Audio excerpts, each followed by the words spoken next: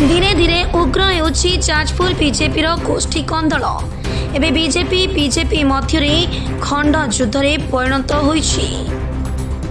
दुई गोष्ठी मध्य छकापंजा चली केउ मुहूर्त विस्फोरण हेब कहीहेब नहीं। विधायक प्रार्थी गौतम राय एवं दलीय टिकेट आशायी संग्राम पात्र मध्य सम्मुख युद्ध आरंभ होइछि।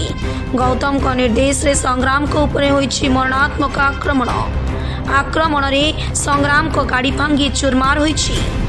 जाजपुर ब्लॉक भुवनेश्वरपुर पंचायत अंतर्गत भगतपुर अनंत वासुदेव मंदिर निकट में दलीय कार्यक्रम सारी फेरुथिबा समय बीजेपी युव नेता संग्राम पात्र को रविवार संध्या मरणात्मक आक्रमण होइछि।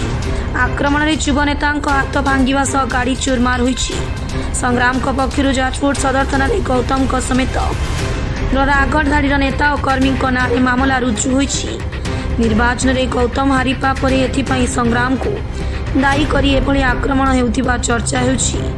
प्रत्येक निर्वाचन पर शांति बजाय रहुथिबा बेले चलित निर्वाचन पर एभली अशांति देखादेबा घटना को साधारण निंदा करा जाउछि।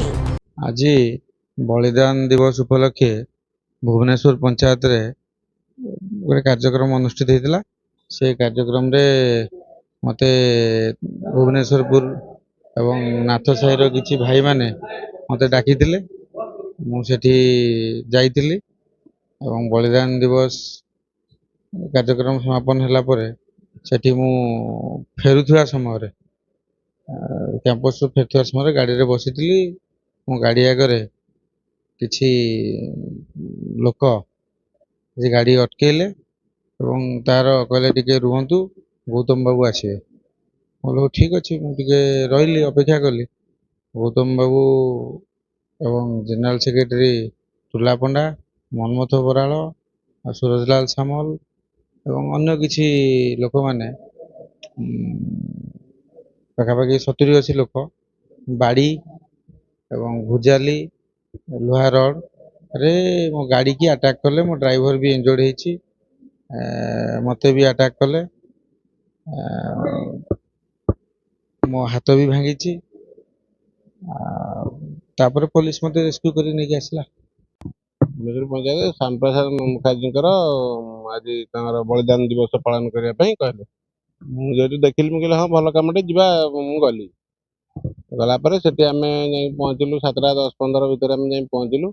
पहुँचला 30-40 लोक पाला फाला पड़ता से जो अनंत वासुदेव मंदिर रे होता जहाँ सभा भंग है।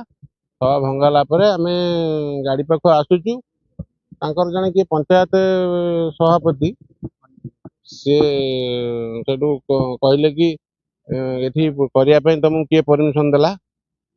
संग्राम भाई कहले बलिदान दिवस पालन होता लोक डाकी मुझे ना एवं जो तुम आसो पंचायत को मो परमिशन नहीं आसो। भाई कहले ठीक अच्छे। तापर भाई जा संग्राम भाई जा गाड़ी में बसले आम भी गाड़ी में बसिलु।